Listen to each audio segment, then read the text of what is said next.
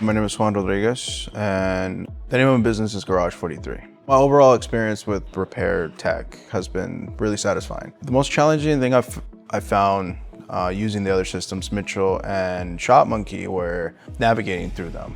You have to use separate softwares to look up the schematics, the repair guides, and then with repair tech, just kind of everything's right there, and it shows you everything in the same app. My favorite thing about using repair tech so far is the pricing in the software.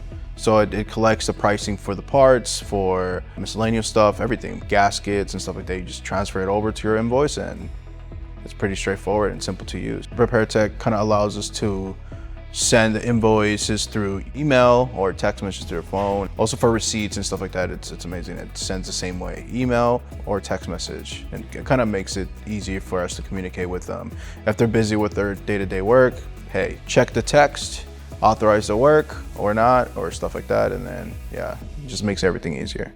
If anyone were to ask me about my software and what I was using, I would recommend it to them. And I have actually already. A few of my friends have repair shops, and I say, hey, look into Repair, and I think you'll like it.